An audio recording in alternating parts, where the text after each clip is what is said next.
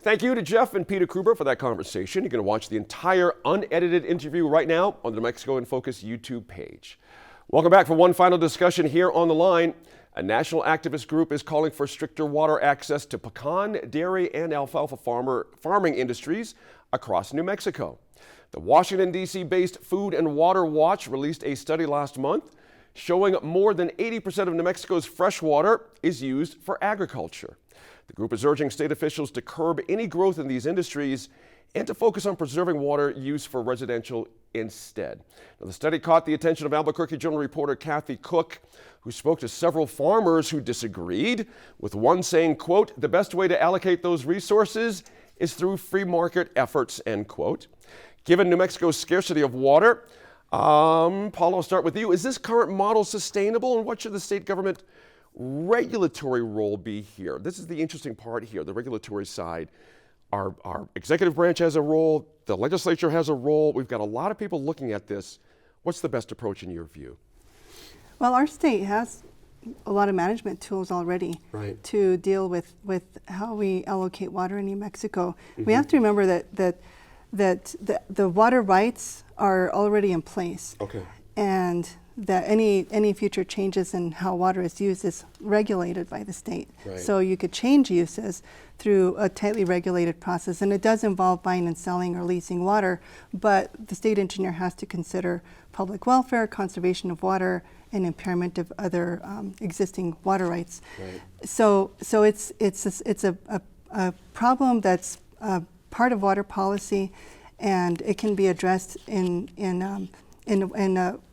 a way that's through our regulatory and democratic process. It's not something like there's a silver bullet, you just take water from agriculture. Right. First of all, the 80% number, I think, is something we need to look at, because the 80% fresh water being used for agriculture. Yeah, okay. Because that's based on diversions. Okay. If you look at in terms of a full water budget, agriculture isn't using that 80%. There's a lot of evaporation that's also part of the overall water budget. So I think the number is misleading. In what sense? Is it too high in your view? I think it's too high. It's too high. How many percentage points would you guess? Well, there's some estimates that evapotranspiration from the bosque is about 20-some%. Okay.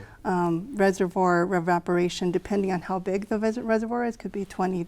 Mm-hmm. And agriculture is in the range of 20-some%. Okay. So it's overly simplistic to think that we just take water out of agriculture. It's not to defend wasteful practices. Mm-hmm. No, I think we also have to distinguish between surface and groundwater. Okay. And we need to be much more mindful about groundwater use. The report does one thing I think that's important. It's sounding the alarm about how we manage water in New Mexico, and it's calling for better data. I see. And it's really important that we are really carefully managing our groundwater, regardless of what the use is, whether it's agriculture or municipal. And I think we need to have a really robust regulatory framework, robust data sets, so that we know what we're managing, so we can see how much is left in the tank. Right. You know, how close to E are we? Are we in the middle? We need better data. That's an excellent analogy. I really appreciate that. Elizabeth, I mean, for example, to buttress Paula's point here, mega dairies in New Mexico require 11 billion gallons of water annually. Every year. That's a ton of water. We can have little bits about the report here that may not have worked, and I think Paula made a good overall sort of idea of how we look at the report in a broader sense. But for the report for you, specifically in the research you have done, were they on the mark here on the alarm of the amount of fresh water we are using for agriculture? I think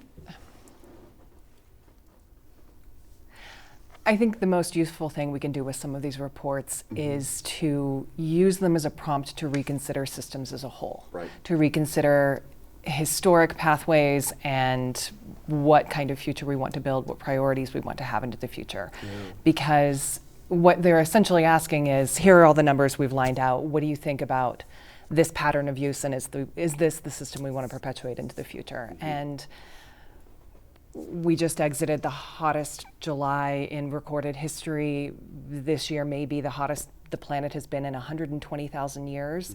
That predates the dawn of agriculture by 110,000 years. You know, to say that we're not in unprecedented territory and to say we've done it this way in the past and it's worked this way in the past and we don't have to adjust into the future, I think that would be the fundamental error that we could make as we move through conversations about this report and any other. Sure.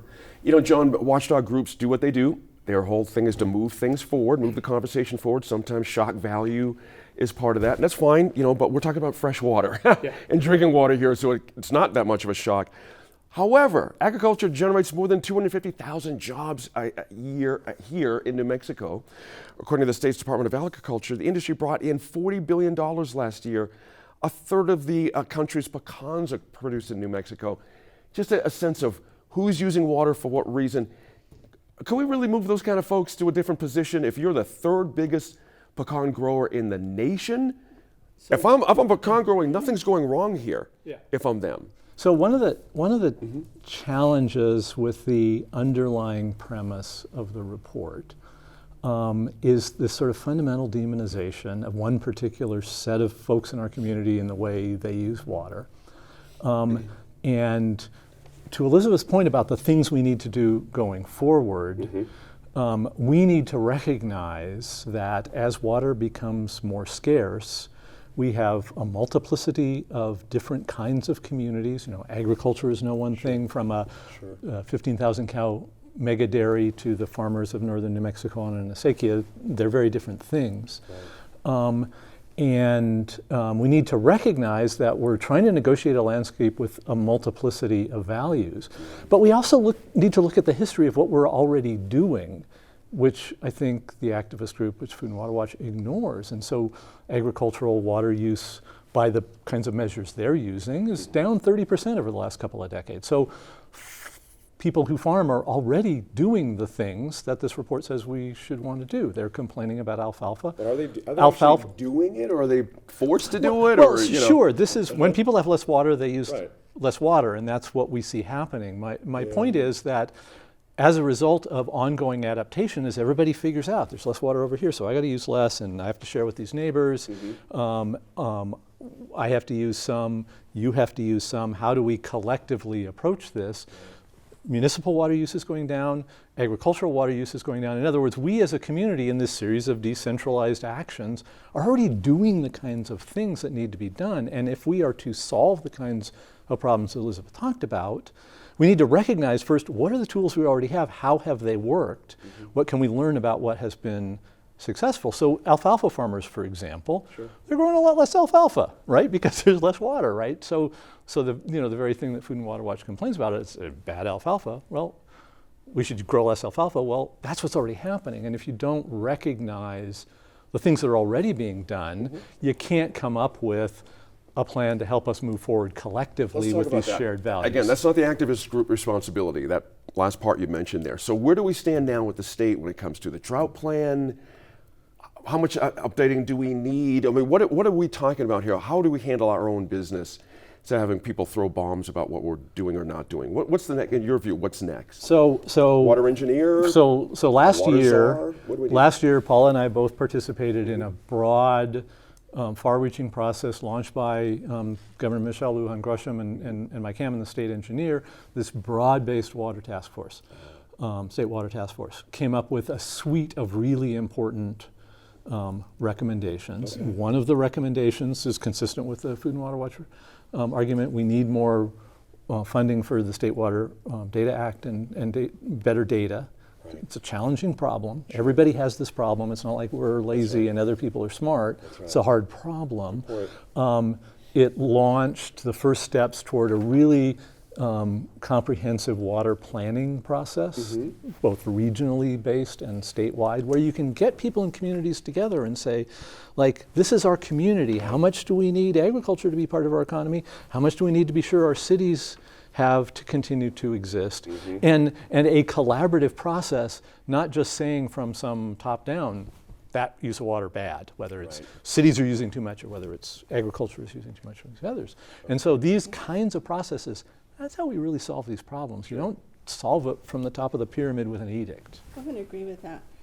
I think that water scarcity is a collective problem, and it's not going to be effective from that collaborative view to demonize any particular use too Do you much. guys hear that as demonization? I mean, Not just necessarily. listing how people use water as demonization? I don't think so. That Okay. maybe wasn't the right Okay. word, but I also think that just the premise of the report is that if you just move water from agriculture to cities, that's going to solve the problem, or you end these particular kinds of uses. It doesn't account for the fact that, in fact, in the Lower Rio Grande, a presentation I heard last week to the interim committee was that agriculture had remained fairly steady during a certain time period. That's called the D2 baseline on the Rio Grande Compact. Agriculture had remained pretty steady, but DCMI, which is domestic, commercial, municipal, industrial use, had gone up 250%. Wow. So agriculture is not getting in the way of that growth. It's happening. There's transitions happening, and if anything, we should be thinking about how we retain all the values in our community that we want to protect into the future. I don't think anyone wants to see agriculture disappear at the expense of urban growth. In fact, if you transferred all the surface water rights to wells for municipal or industrial use, it'd be an ecological disaster. Could you imagine? Because you would deplete the aquifer, you would destroy the river, and then you would deplete the water commons that we all rely on for our lives.